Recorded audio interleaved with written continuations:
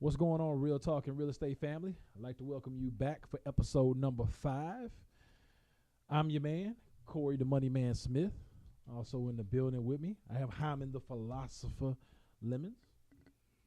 Hey, man, how y'all doing out there? It's rainy weather. Yeah, it is kind of crazy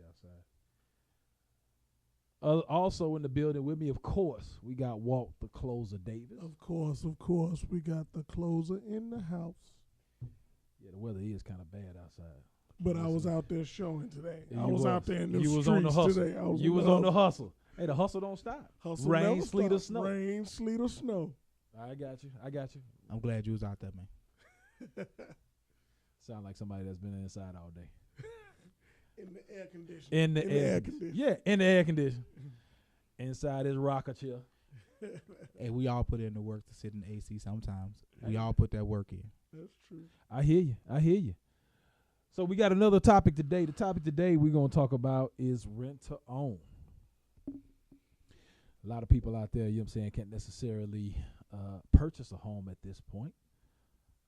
And if that's not the case, then rent to own is possibly a viable option. Well, you know, how viable is rent to own, really, when you start thinking about it? I mean, this ain't like it used to be. It's definitely not like it used to be. He jumped down on that rent part. You know, he been heavy against the renter and since we started. Heavy against the renter. No, I haven't. I ain't been against the renter. He has been heavy against the renter, man. Hey, people need a place to stay. Do you not remember he said on the last show, he was like, if you would take them 5 years of you paying rent and put it in a garbage can and set it on fire, that's essentially what you did. And I still believe that point. I believe that if you got 5 years of rent at $1,500 a month, that you literally setting it on fire for 5 years. Now it's different if you. No, I mean there's situations that call for rent, but in today's world, I don't think it's a very efficient way for. If I'm gonna live here in Houston for the next 10 or 15 years, I should not rent for 10 or 15 years. Oh, we absolutely agree. Now you upset sometimes, you know, life happens. So I told you it was hard on the renter, man. That's true. But at the end of the day, as long as you got a roof over your head, however you get it. That is true. We all deserve a place to stay. We all deserve a place to stay. And we deserve our own place. Because sometimes, you know, living with family, living with parents and stuff like that can drive you crazy. In more ways than one. Well, but there's a strategy there. You can stay with the parents for a minute or two more, save some bucks, and go buy a house. Yeah, that's true. But not everybody has the parents where you want to live with. I know, but that's the sacrifice. And nor do they have the discipline to save the money because they stand with the parents. Well, that opens up a whole different can. Yeah, that's a whole different topic. But before we go off on a tangent, you know what I'm saying, we're going to stay on topic here, and we're talking about specifically for those people that Walter hates so much. Wow. The closer hates so much, you know what I'm saying? Specifically talking about those people that can't necessarily buy right now. No, the trash can fire folks. The trash can fire folks. Listen, them is the closer words, not mine. Y'all wrong for that. Correct. Y'all wrong for that. You said it, dog. And I gotta correct you. This is ultimately what I mean. Is if I'm paying $1,500, I'm just keep the numbers simple. $1,500. What is that over a year? Money man, what is that over a year? $1,500 a month. A lot of money. $15,000. A lot of money. That's $18,000. You do 18. $18. Yeah. $1,500 a month for 12 months. Hey, look. right. Hey, look. I fell asleep in math. Hold on. Let me pull out my calculator Look, that's real why quick. I'm the closer. 1,500. We're going to do 12. Okay, that's 18. That's 18,000. Yeah. So 18,000 over 5 years, we're going to round that 18,000 to 20 just to make the numbers easy. That's $100,000.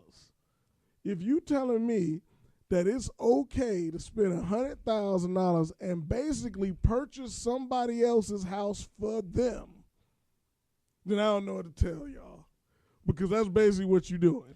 Dog, you just buying somebody else's house. You told them to put the money in the trash can and burn it. That's right. Because Lord have I mean, mercy. don't get me wrong. You got a place to stay and It's everything. not a bad metaphor, though. But if I take that $100,000, even if I took, check this out, maybe if I rent it for a year to get my stuff together, and then the other $80,000, I took that money over those 4 years and bought a house. All I'm saying is there's nowhere in the world that these people should be renting for 4, 5, 6, 7, 8, 9 years at the amount, because you constantly paying somebody else's house off.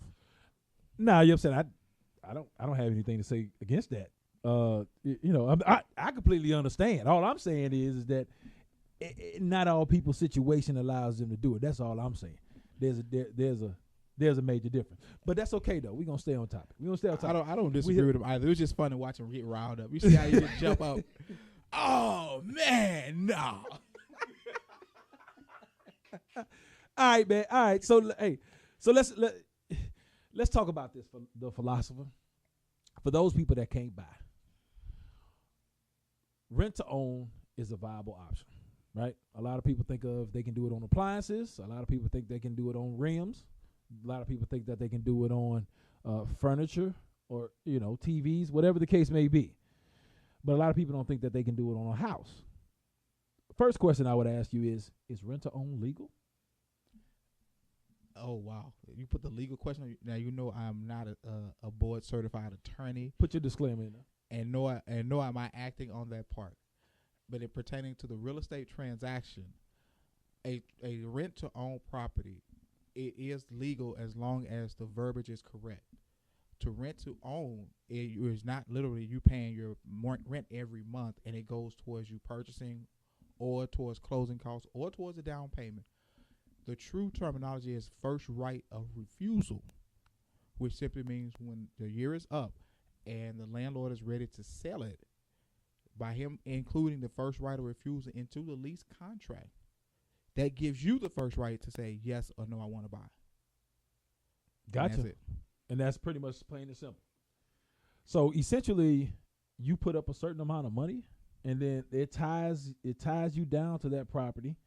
So 5 years from now, you could come back and say, "Hey, Mr. Owner, I want to purchase this property." Yeah, that's about it. So none of the money that you paid towards the rental of that property for those 5 years can legally go towards your down payment or your closing. Now, that's not to say that if the rental amount is $1,000 and they say, okay, we'll take $200 and put it towards your down payment and closing, you can do it that way, but the landlord cannot raise the rent to $1,200 to offset the $200 that you two have agreed to allow the $200 to go towards closing costs and down payment. In most cases, traditional landlords are not going to do that because that's taking money out of their pockets, and that gets them caught up into a lot of legal ramifications that they really don't want to get into. And most agents won't really even write a lease that way because, once again, we're not attorneys, we're agents, and we just kind of trying to stay in that realm. But it is possible, and it can be done. But we always just strongly suggest, okay, if you want to go that route, we strongly advise you to get advice from a real estate attorney and allow them to draw up the documents that's necessary that states clearly that this amount of money is going here and this amount of money is going there. And the landlord cannot, and I repeat, cannot go up on the rent to offset that cost that you two have agreed to go towards your down payment and closing costs to purchase the home. Gotcha. But then the next thing would be, okay, well, look, we have an agreement, right? I set an agreement with the seller. We all go through it. What if I don't pay? What happens at that point? Does it become a foreclosure or does it become an eviction? At that moment, it still becomes an eviction because you are still, quote unquote, in a rental agreement. And at that moment, once you don't pay, in most cases in the contract, you lose all the money that has been allocated towards your down payment and closing costs of purchasing the property. You lose that money once you don't pay. And that's just a caveat that gives the quote unquote seller and landlord that opportunity. Gotcha. So in terms of speaking on a rent to own, then what's who would be a primary candidate for a rent to own type deal? In all honesty, it'll be that person that's just really, really close. It'll be someone whose credit score is ranging between maybe a 570 to a 590, and they may carrying a little too much debt. or the income is they're not making just quite enough money just yet, but they are less than a year out, maybe less than 2 years out, with some help and with doing some things accurately, then you can get the house. They have a company called Home Partners of America who does a really good job of it. And of course, any company is always going to look out for their bottom line first prior to anything else. But from what I've seen of the company, it's pretty solid. You got to be just right for the program, and I do mean just right, because the numbers are going to look kind of off to you, because the rental rate is actually marked up about an additional 4 or 5%. And that just simply means that they are, instead of the house being $1,200, they mark it up to $1,600, and that's just their markup they do because they're taking predominantly majority of the risk through the lease, buying the home and then leasing it back to you, which is pretty cool. So when you talk about Home Partners of America, I think a lot of people are going to get excited about that, because then you're talking about something, the process that's a little bit different than actually going directly to a seller, directly to a homeowner. Can you just talk a little bit, just summarize a little bit about the steps, as opposed to me going to the seller, working out some kind of agreement, and then me going to a lawyer, having a lawyer draw out the paperwork? How does the Home Partners of America process work? Well, with them, you do an application online. Once you meet their minor qualifications, which will be make at least $50,000 a year, credit score a minimum of a 550, and once you verify those things, no really major criminal issues outside of maybe some traffic tickets is what they allow. Then you go find a property. What happens is you get a real estate agent like myself, Walter, whoever you choose to pick. We go out and look at properties, and they literally purchase the home for you. Whatever repairs that are required, that are needed, they get the repairs done. So when they write the lease for you, you will have a ready-made home ready to go into, with the idea of you purchasing that home within the next 1 to, I think, 3 or 4 years. And that's how they make their money on that deal. Oh, that's awesome. That's awesome. But then in terms of them purchasing the property, how long are we looking at? Are we looking at 60 days for them to be able to do that? Well, from start to finish, it takes them 21 days to close on the property. Then it takes another maybe a week to do a lease for you to, as a tenant, to lease the property. Make sure you have your traditional deposit, first month's rent. That doesn't go anywhere. Those things still come into play. Once you do that, then you just move into the house on a traditional lease with an option to buy. That's where that lease option to buy, first right of refusal, comes into play. At that moment, once you sign, you are technically going to be the first owner of the property, as long as you're able to meet or get to the credit requirements of a traditional mortgage, which is where you come into play, Money Man. Once we get them in, all right, Doc, what we need to do to get them so they physically really can buy the home themselves.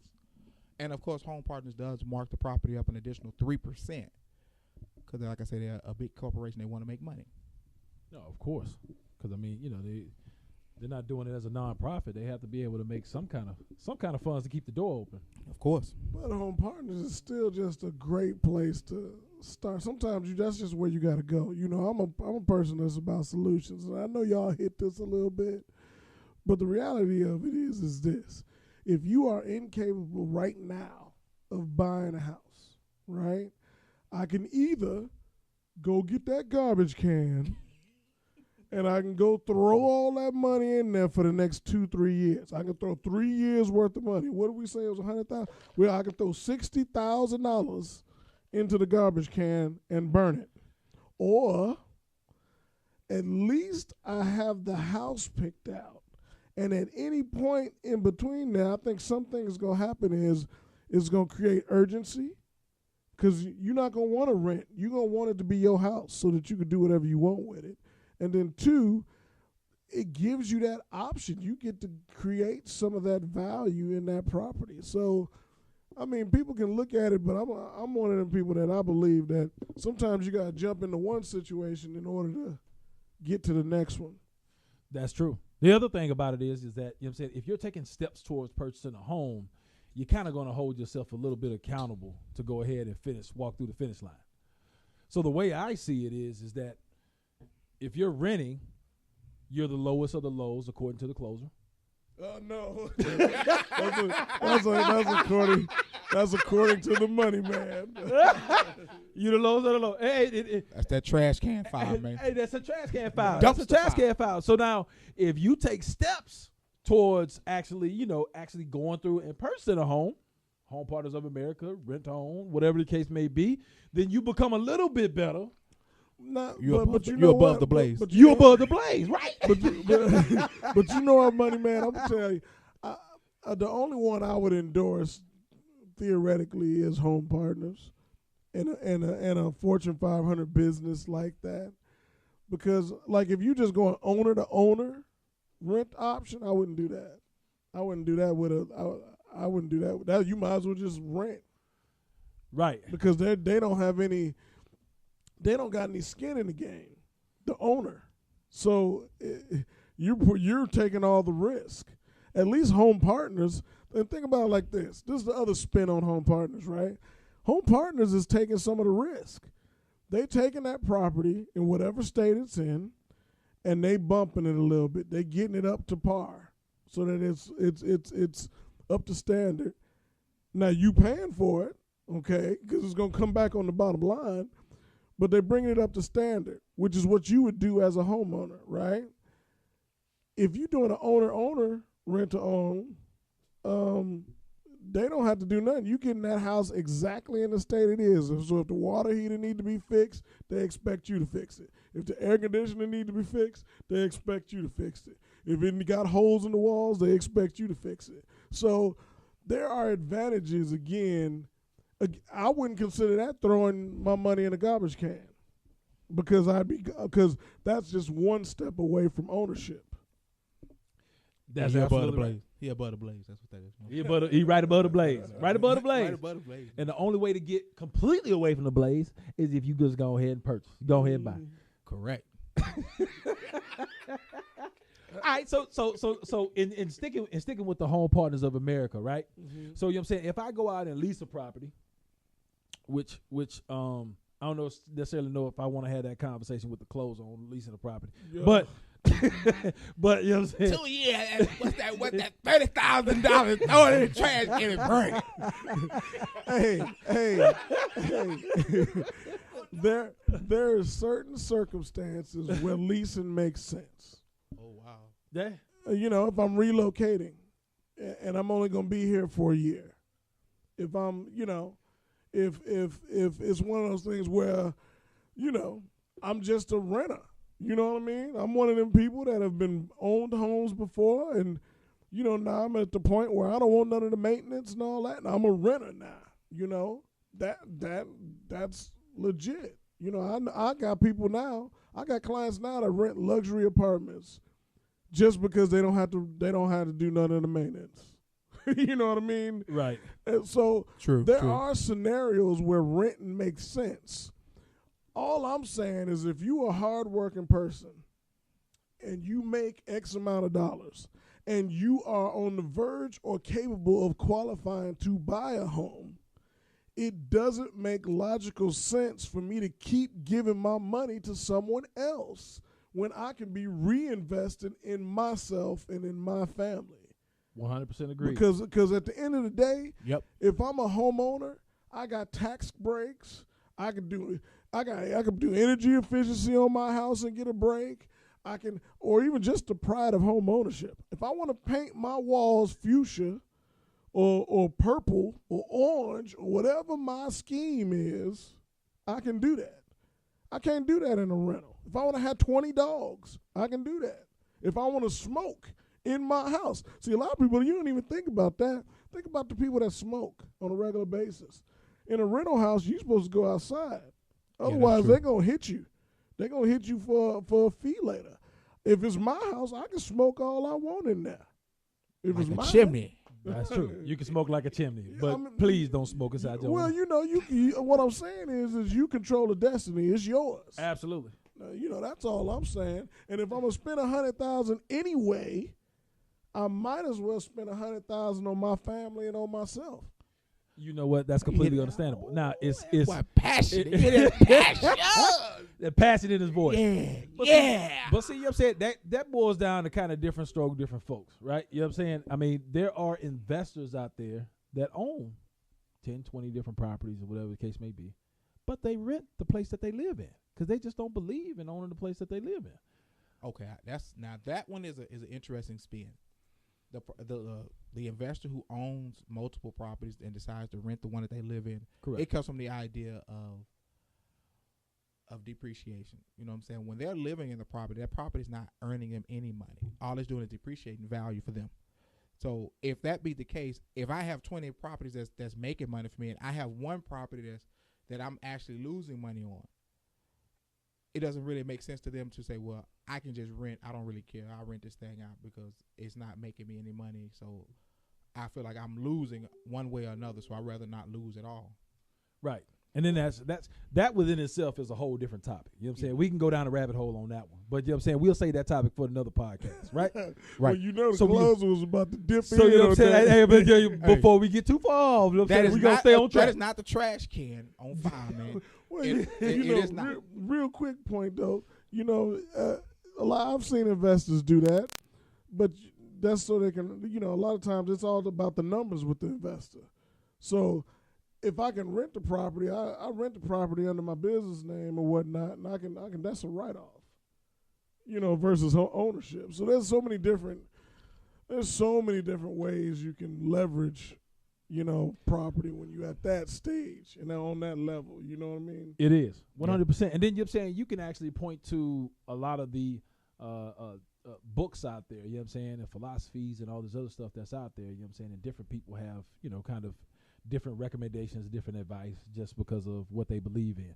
But in order to rein this thing back on in, You trying? we trying to rein this thing back on in. So in order to rein this thing back on in, we talked about rent to own, but then now let's talk about something that's kind of in the same category, which is owner finance, right? So then you're saying when you talk about owner finance or you talk about rent to own, the question becomes which one is better? Is owner finance or is rent to own a better option? But before we dive off into that debate, the first thing is, you know what I'm saying, Walt, can you just explain for the people what exactly is owner finance? Basically, owner financing is where the owner of the property takes the position of the bank, and they basically create a contract and a note for the property, and you pay them instead of paying the bank. In a nutshell, you know what I mean? Now, what comes with that is usually you got a higher interest rate because it is alternative, and usually your down payment's going to be, you know, you ain't getting a 3.5% like FHA. You probably putting down 10 or 20%. And then what's the range of what the interest rate you're probably looking at? You probably hitting close to double digits, if not double digits. So I'd say 8 to 12 on average in the market today that we're in right now. Yeah. So now it becomes the debate. Which one do you think is a better option for people, on the finance route or the rent to own? You asking me? I'm asking you. Well, for me, I think that the owner finance would definitely be a better step for two reasons. One, it holds you accountable because you're paying a higher note than what you would be paying on a traditional level. And so that might, you know, just like anything else, that might push you to get those things in line so that you can get it financed down so that you can lower your note, okay? The second thing is you are in an ownership position. You know, technically, when that owner takes that note and creates that note for that property, he's supposed to transfer the deed over to the person he's owner financing. So based on the contract, you literally are an owner of a property, and you just waiting to refinance it into traditional financing. So that'd be my spin on it. That'll be your spin on it. Okay, so the biggest thing is that if you own a finance, then you get the perks of somebody that owns real estate. You know, you can get to write off the interest, you get to write off, you know, your property taxes, so on and so forth. So you get the positive spin on it. The other thing, just from a money standpoint, is that when you're doing a rent to own, when it comes time for you to be able to buy that property, you're actually it will be actually a purchase transaction. So you're purchasing it from the seller. When you're doing an owner finance, technically you already own the property. So then at that point, you're doing a refinance to get yourself inside a new mortgage, essentially. And think about this too. In a rent to own, you renting from year to year. So when you do decide to buy that property, which, I mean, like I said, everybody has an ends to a means is where you're trying to get to. But when you go to buy that property, it might have appreciated. So it might be more expensive at the end of your lease option than it would have been on a owner finance. You've already bought it. The price is already done. All you're doing is refinancing the terms on the loan. And that's the other thing is that, you know, if you're paying 9, 10, 11% on an owner finance, when you do what we call a rate and term refinance, you're actually drastically dropping your interest rate, which is going to drastically drop your note. So essentially you're giving yourself more room to breathe because, you know what I'm saying, your expenses are so much more lower. Well, and what would you say, Money Man, is what would you say the average rate right now is, interest rate out there in the market? Well, rates have actually taken a dip quite a bit. So now we're back in the 4s. Which is actually pretty doggone good. On any given terms, when you're talking about the best mortgage out there, which you're looking at probably 740 over, and you're looking at about 20-25% on a down payment, it's going to give you just about the best rate. You're looking at about 4.5, 4.75 right about now, which is actually pretty damn good. But of course, you know what I'm saying, you know, with the whole risk and stuff like that, the lower your credit score, then the higher your interest rate will be. Just so people don't think, hey, look, they can come in here with a 600 or 620 and get great rates like that. Well, and the only reason why I brought it up is because that's the differences between, 8 to 12%. You know what I mean? Right. And what a good rate would be. So you'd even say 5 or 6% would be decent in regards to which, again, that's the importance of really getting into that financial ownership and accountability with yourself. Of course. So, I'm gonna pass this thing on along to the philosopher. You know, he's very therapeutic in his thinking and his expression on his points. You know what I mean? So I'm gonna pass it on over there to him and see what kind of words he has. So what kind of words of wisdom he has for us. What you think? Rent to own or owner finance? Well, preach to him now. I say now, in some situations, but on a realistic, let me get out the preaching voice. Renting to own is more of a viable option, I believe. It's because of the financial responsibility. It doesn't make really a whole lot of sense to jump into a deal where you're going to be paying 8 to 12% in interest and giving 20% down. You understand what I'm saying? Yep. That is a lot of money on the table just to say, well, I'm going to get this home. Now on a rent to own project, yeah, you don't get the deed deeded to you. Yeah, you don't have the rights of the property essentially. But what it does do, it gives you that first right to get it. You know what I'm saying? It gives you the opportunity, okay, well, you know what? I'm going to have to refinance out the owner finance anyway. So if I got to refi out of it anyway, why not prepare myself and get, and like how Walt says, make the necessary plan to own the property right. Yeah. You know what I'm saying? Save the money for the down payment. Save the money for the closing costs. You know what I'm saying? And go that route. Because at the end of the day, the money is still being left on the table. That 8 to 12% interest rate, if we got to put a dollar amount, that's $500. So $500 a month is, you know what I'm saying? That's about what, 25? Yeah. Well, that's like $6,500. $500 a month. 65 or 68, 88. That's 6,000. 6,000. Right? That's 6,000. On top of the 20% that you gave to do the owner finance deal. So that's a lot of money that you out of your pocket just to say I quote unquote own the property. When you could keep the money, pay down the debts, get the rates right, and own the home next year. Okay, so let me spin it for you real quick. So, all right, they jump in a lease option. right? And they do the lease option. And believe me, when I think that both routes are great. I think that it's important that whatever route works for the individual is the route that they need to go with. Okay. 100%. But you in a lease option, there's pros and cons to both. So I'm in a lease option, I'm leasing this property. Well, let's say there's an explosion in regards to the interest rates over that next year, and we go up from, what'd you say early, 4.75, 5%? Now we at 7%. We at 6.5%. And now, a year later, I'm ready to buy. Well, now I'm buying at 6.5%. That's still better than 8, and you're still not giving them 20% down. But think about this: at 20% down, I owe less on the note.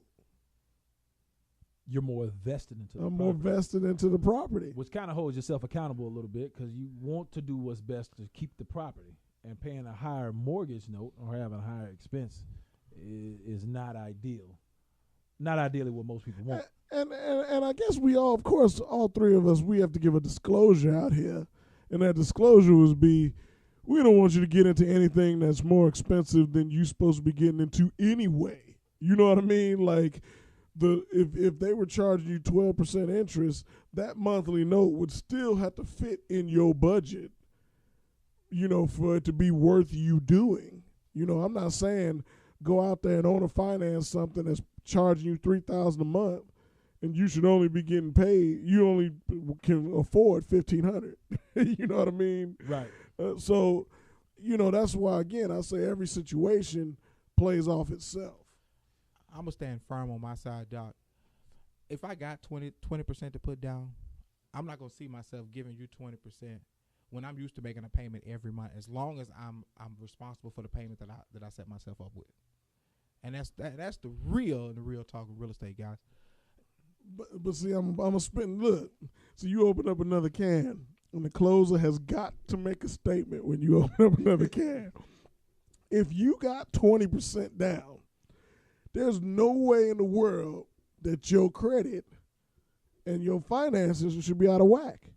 If you got 20% sitting in the bank, most people that own a finance in a lot of cases, it's because of a certain situation, like they 1099 or they self-employed, so they don't qualify necessarily for traditional financing, and so they have to go owner finance until they can stabilize.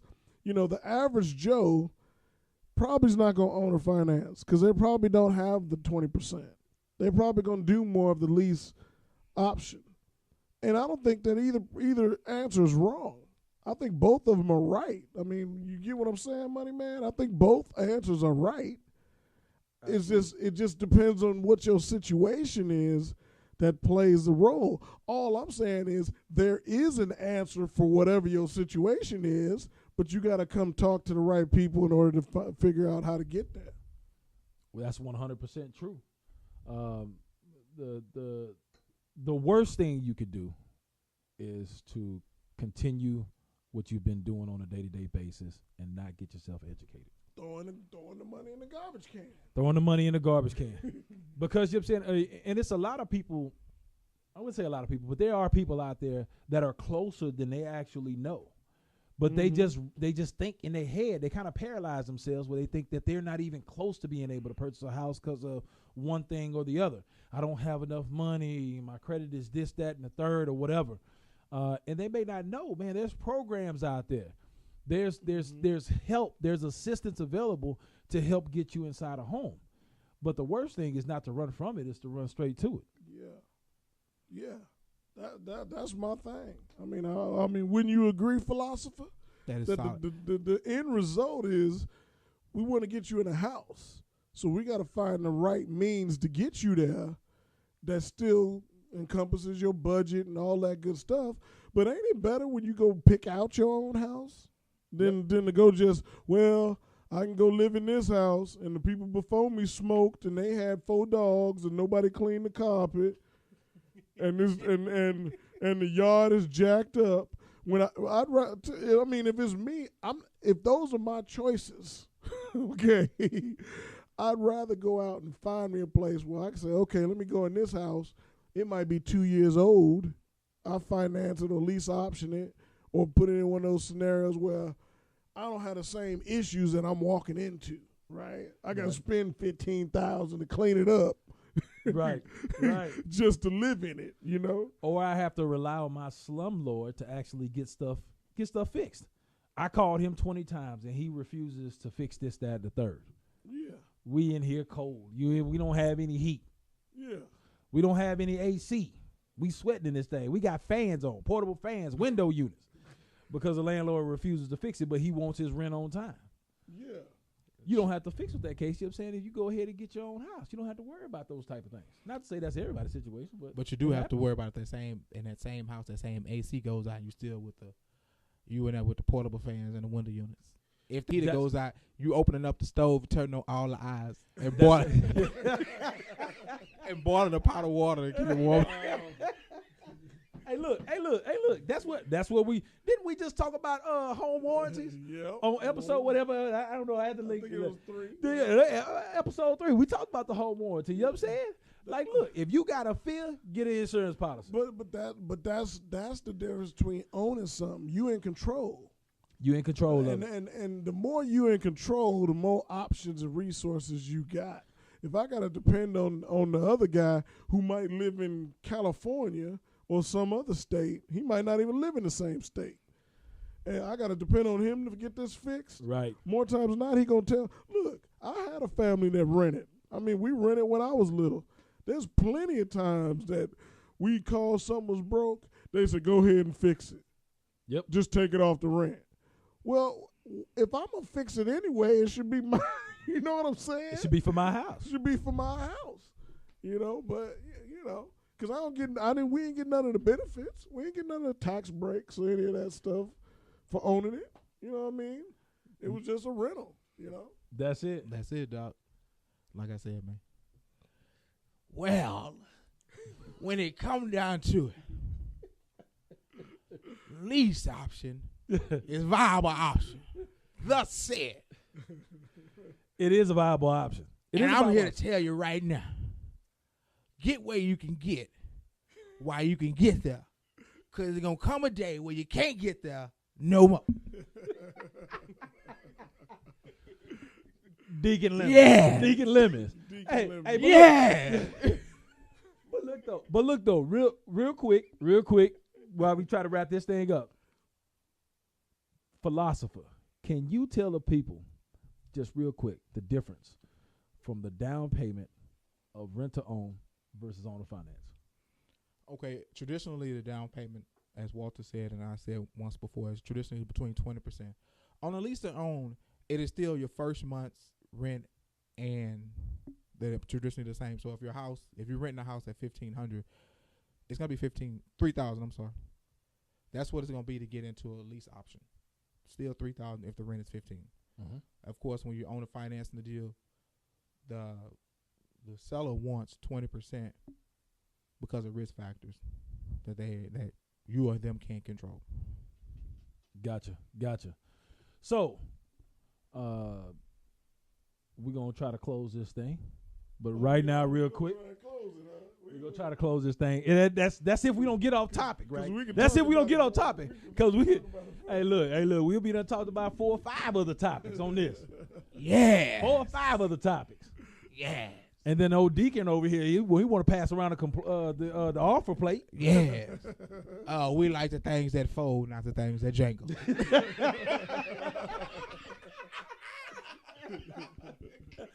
Hey, Walt, give us your real talk takeaways.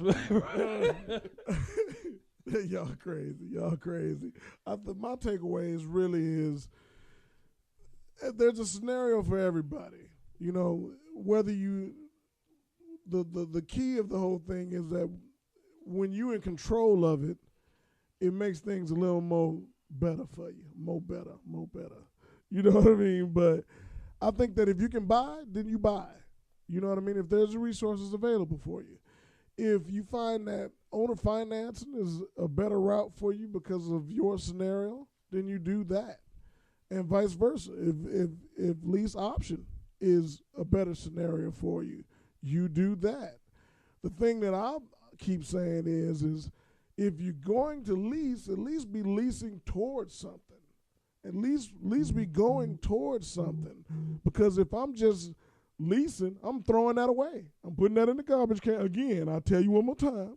One more, if I take a year, I throw $100,000 over 5 years in the garbage can. Why am I going to throw that away when I can use that towards buying my own house and having my own security? And that's just the way I feel about it. Philosopher? Oh man, what like Walter said, no matter which route is best for you, at least know what you're doing. Also, whatever route you take, have the plan in place for it. If you're gonna do a lease option to buy, prepare yourself at the end of the term of a year to purchase a home. If you do own a finance deal, have a plan in place to be ready to refi out the deal. Mm-hmm. You understand what I'm saying? You have to still be prepared to refi and purchase on both options. Mm-hmm. So there are some things you still have to do. They are quote unquote band-aids to a wound. Mm-hmm. The band-aid will hold for a short time, but after a while the blood will come a gushing, and it will. Though they try and make it hold for a long time. Band-aid it stops sticking on the lip. It ain't sticking on there no more. They still pushing it down. They trying to put Ace Bandit around that thing, wrapping it up. They trying to make it last forever. Man. Make it last forever. You thought about Keith Sweat too? I thought about Keith Sweat on that one too. Oh, y'all telling y'all age right now. Y'all telling y'all age. Well, no, I found it on YouTube. I don't know nothing about no Keith Sweat. All you young cats out there, go check out that Keith Sweat. Here we go. We're getting off topic. Let's rein this thing back on in. All right. Hey, one last thing. If they really want to go get that LSG.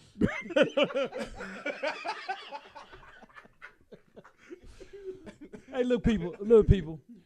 Is no cookie cutter. It's no cookie cutter plan. No cookie cutter process. There's too many different variables for us to go over everything. The best thing for you to do right now is contact one of us. Come get educated. Not going to put you in an owner finance house. Come see me, the money man, first. Let's find out and make sure that you're in a price point that you can actually get qualified for down the road, right?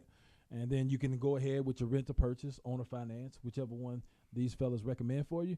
And then we can start putting you on a plan to work towards putting that house in your name or getting you inside better terms, which one or the other. Now, sound like you was going to say something, Philosopher. No? You good? Okay. All right, so we're going to wrap this thing up. Please like and subscribe and tell us how great you like it. Shoot some feedback. Let us know what you want to know. Shoot some feedback. Give us topics. Send us an email. Whatever the case may be. Our email will be in the show notes. Contact us. You know what I'm saying? Talk about some burning questions y'all got out there. We're gonna take burning desires that you got. We're gonna take a couple of episodes and we're gonna do nothing but answer customer questions, yes. Our fans' questions, our family's questions. Yes. All right. Until next time, we'll see y'all later. Peace. Good deal.